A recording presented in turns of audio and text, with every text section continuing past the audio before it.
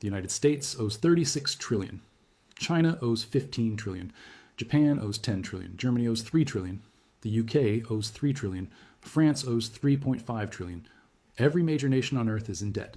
Total global debt is 317 trillion. $317 trillion. So that's 330% of global GDP. Every dollar of production on earth doesn't equal the total debt. We'd need 3 years of global output with zero consumption to pay it off. But here's the question nobody asks. If everyone is in debt, who is the creditor? Who holds $317 trillion in assets if the rest of the world holds $317 trillion in liabilities? Debt is a zero-sum game. For every borrower, there's a lender. If the United States owes $36 trillion, someone owns $36 trillion in claims on the United States. If global debt is $317 trillion, someone owns $317 trillion in global assets. Who? The answer reveals the largest wealth concentration mechanism in human history, not through conquest, not through theft, through a system where the many borrow and the few lend, where interest compounds forever, and where debt mathematically cannot be repaid, so it grows perpetually while funneling wealth upward.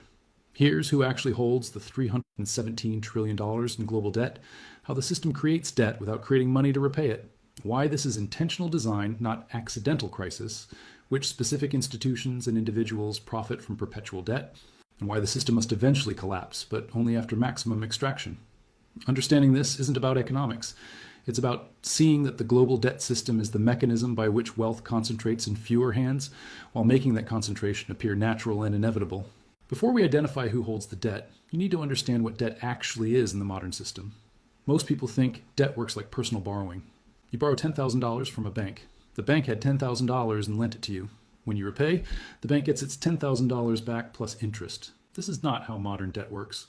When a government borrows money by issuing bonds, the money doesn't exist before the borrowing. The act of borrowing creates the money. The central bank or commercial banks buy the government bonds by creating money from nothing through ledger entries. The U.S. government needs $1 trillion. It issues treasury bonds. The Federal Reserve announces it will buy $500 billion of those bonds. Commercial banks buy the other $500 billion. Where does the Federal Reserve get $500 billion? It doesn't have it. It creates the money by typing numbers into a computer. The Federal Reserve's balance sheet increases by $500 billion in assets and $500 billion in liabilities.